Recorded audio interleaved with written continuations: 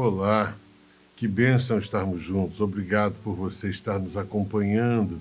Estamos reiniciando alguns estudos e é uma bênção poder contar com a sua audiência, por você estar nos ouvindo, vendo. Hoje nós vamos falar de um dos últimos milagres que Jesus fez, a cura do cego de nascença. Esse texto está em João 9, versículos 1 a 5. Diz assim a palavra do Senhor. Caminhando Jesus viu um homem cego de nascença, e os seus discípulos perguntaram: Mestre, quem pecou, este ou os seus pais, para que nascesse cego? Respondeu Jesus: Nem ele pecou, nem seus pais, mas foi para que se manifestem nele as obras de Deus. É necessário que façamos as obras daquele que me enviou, enquanto é dia. A noite vem, quando ninguém pode trabalhar. Enquanto estou no mundo, sou a luz do mundo. Jesus estava falando àquelas pessoas, aos seus discípulos, e usando aquele momento e aquela pergunta que os discípulos o fizeram para esclarecer algumas dúvidas e praticar um milagre incomum naquele tempo. Não era comum um cego de nascença ser curado.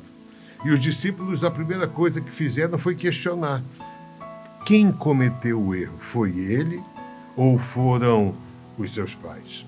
E como poderia uma criança, ao nascer cega, ter cometido algum dano, algum erro, ou ser culpada de alguma coisa? É a primeira questão que se levanta. Quantas vezes colocamos o fardo do pecado sobre quem não os tem?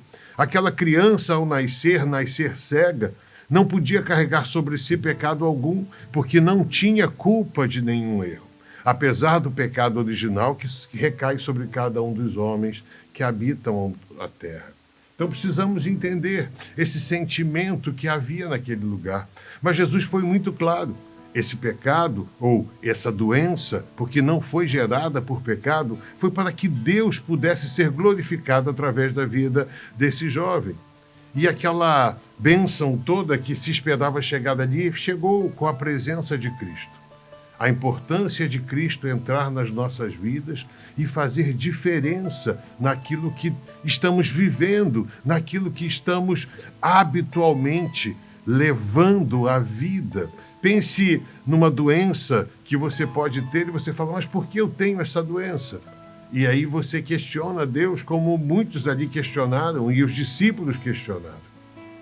As doenças, muitas das vezes, acontecem por problemas emocionais, psíquicos e tudo isso. Mas aquele caso em específico, Jesus disse, é para que haja cura, para que haja milagre, para que a glória de Deus chegue na vida desse jovem.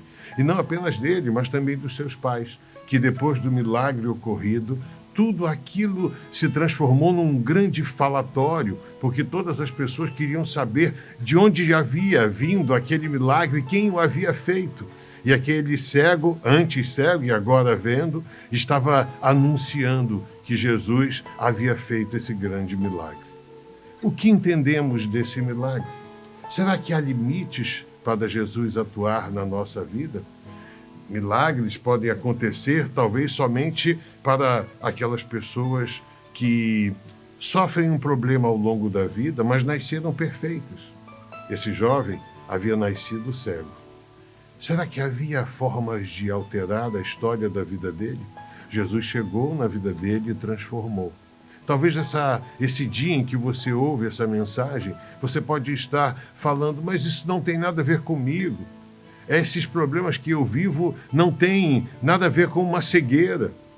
Cuidado, quantas das vezes a verdade do Evangelho e a verdade de Cristo estão à nossa frente e nós não conseguimos enxergá-lo. Que nesse dia você possa entender que esse milagre que aconteceu com esse cego também necessita acontecer na sua vida, para que você possa enxergar, entender. E Jesus, fazendo parte da sua vida, lhe abençoar, lhe dar a alegria de uma vida plena, aonde só Ele pode fazer isso acontecer. Que Jesus lhe abençoe no dia de hoje, em nome de Jesus.